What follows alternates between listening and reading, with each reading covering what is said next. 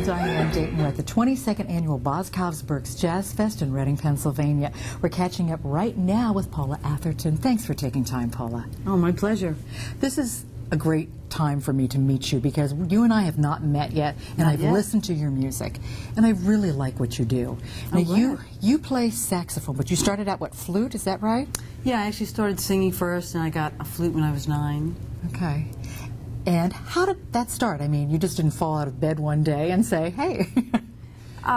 No, flute was not really the instrument that I wanted. I really wanted a piano, but my parents didn't have a lot of money at the time, and there weren't really any musicians in the family, so I'm asking for a piano. They're like, why is she asking for a piano? You know, right. What is this, you know?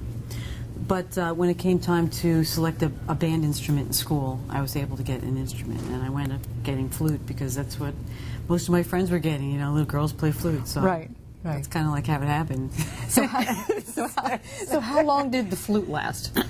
I still play it. I'm just not playing it tonight. All right. But when did you get into the saxophone then? Probably when I was in my teens. All right. I started listening to jazz, and I heard Charlie Parker, and I heard some vocal jazz like Lambert Hendrickson Ross and Ella Fitzgerald, and I heard that stuff, and I was like, I have to learn all about this and find out how to do it, what makes it tick, and it really spoke to me. So there was a connection, and that's what drew you into this type of music. Yeah, I just heard it, and it was like, wow, I got to get that, whatever that is. How do we describe that connection to somebody who doesn't really understand that? What is it about this type of music?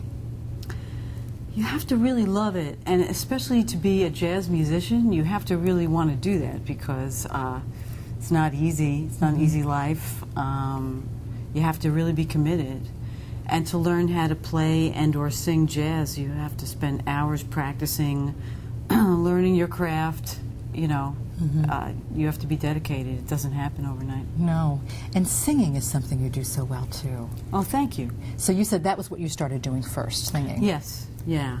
Okay. But it's all coming from the same place, you know.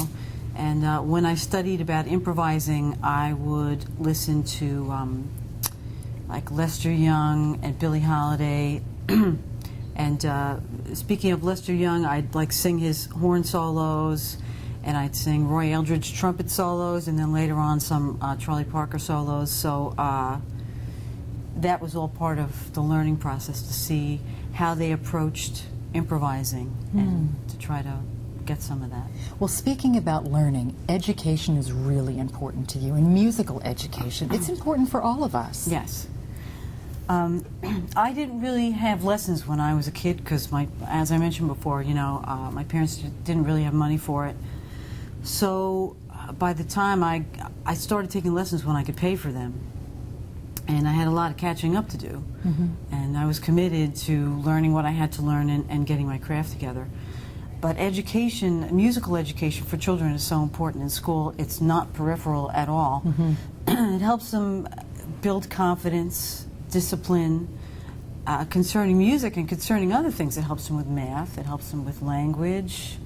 It's such an important thing, and it's really terrible that, you know, funding is being cut for it in so many schools. But you're doing something about that, too. You're working with an organization, right? Yes, I've contributed to Mr. Holland's Opus Foundation, and they try to supply instruments and funding to schools that don't have programs. And you can send them an instrument. It doesn't have to be in the greatest of shape, and they refurbish it, and they give it to the kids. And there's all these really cool pictures of the kids on their website with their instruments. They're all smiling and everything. So it's a cool thing. You can't beat that. You really can't. I don't think so. Spreading the joy. I'm telling you. Yeah. So you have your third CD that's coming out.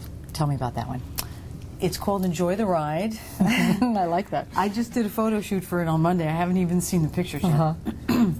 But it's kind of like a euphemism for life in general, and the whole recording process, because you never know how successful a recording's going to be. You know, you hope that people like it, you know. The whole thing is that you have to enjoy the creative process, and while you're doing it, you want to feel good about it and enjoy it. So that's kind of why I selected that. And that's what this is. What are some of the pieces with this album? You mean some of the songs? Yeah. Well, it's a mix between instrumental and vocal tunes. There's a cool Latin tune called Rice and Beans that actually Cindy's playing on. Okay. Cindy Bradley's playing trumpet on. Nick Colleone wrote a song for me called Sassy Strut. I thought I was going to meet up with Nick, but he's coming tomorrow. I'll be leaving, he'll be coming. Yeah. And he plays guitar in that also. Okay. So that was really cool. And just finished mixing the second to last tune last week called I Won't Give Up. That's kind of like a funky vocal tune. I'm mostly just playing alto and singing on this on my last. Oh, and I'm playing baritone sax on it also. Okay. The last CD, and I play flute on one tune. It's called Herbie. It's a tribute to Herbie Mann. Okay. Yeah. Right. That's like the opening track. All right. You've got some touring coming up too. Yeah, things are still coming into place. I just signed with a new booking agent actually last week, Bruce Marble, Sandmar Productions. So. Excellent. Yeah. Excellent. What is it like for you on stage and performing, Paula? I really love it. It's a way to communicate with people that, I mean, the greatest thing is when I go somewhere to perform and the people have never really heard my music and they really get into it, they really like it. So it means they're not reacting to it because they've heard it before. There's something about it that reaches them emotionally, right? They're feeling something from it. Because it's not something that they're recalling, that they're like singing along to. It's not that because they haven't heard it. They've heard maybe a couple of my songs, but if I do, you know, a set or two, they haven't heard everything. No. So there's got to be some kind of connection in some way I'm reaching them emotionally, and that's it's a really cool thing. Yeah, it's good for them, it's good for you, it's good all for around. everybody. I think so. It's a great experience.